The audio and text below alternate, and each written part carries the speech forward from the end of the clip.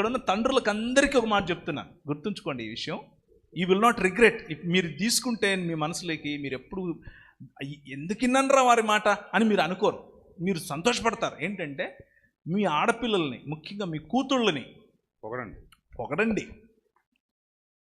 ఎందుకంటే బయటోడు పొగిడితే పడరు. మా తెలుసులే ఓ అంటారు. మా నాన్న రోజు చెప్తాడు, నువ్వు కొత్తగా చెప్పేది ఏంటి అంటారు.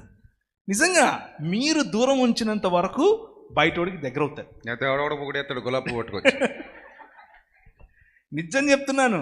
జస్ట్ ఒక టెక్స్ట్ కొట్టండి మధ్యలో, నువ్వు అక్కడ మీటింగ్లో అలా కూర్చున్నావే, భలే అందంగా ఉన్నావే ఇవాళ అని చెప్పండి. She will feel good.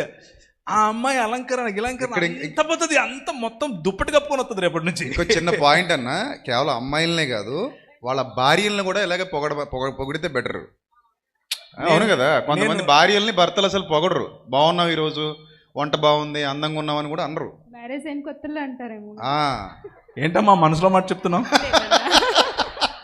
అదే ఉండదులేండి, మా రూట్ సెపరేట్.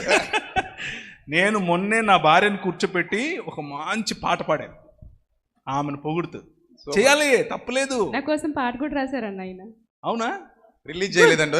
చేయండి మాలాంటి వాళ్ళు నేర్చుకుంటారు. So it is a good thing to do. And ఇది spiritual. Let me add that. ఇది స్పిరిచువల్ వర్క్.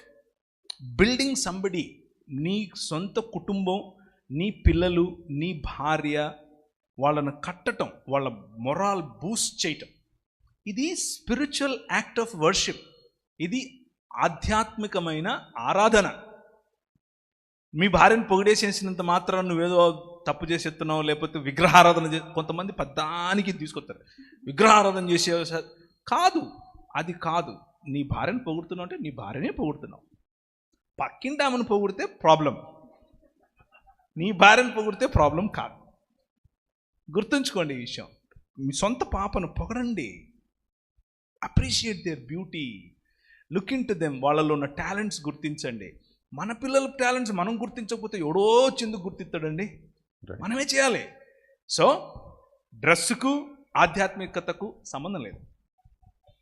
ఓకే, అలంకరణకు ఆధ్యాత్మికతకు సంబంధం లేదు. కానీ డ్రెస్, అలంకరణ ఎవరినో ఆకర్షించుకోవడం కోసం అయితే స్త్రీలు, మీరు వాలంటరీగా దాన్ని ఆలోచించండి. మేము చెప్పక్కర్లేదు మీకు, ఇది వేసుకోండి, అది వేసుకోండి, ఇది వేసుకోండి. మేమెవరం మీకు తెలీదా ఏంటి ఏం వేసుకోవాలో? మీకు తెలుసు. ముందు హృదయం శుద్ధిగా ఉండాలి, అందులో వాక్యం ఉండాలి, అప్పుడు పైన అంతా బాగుంటుంది. రైట్.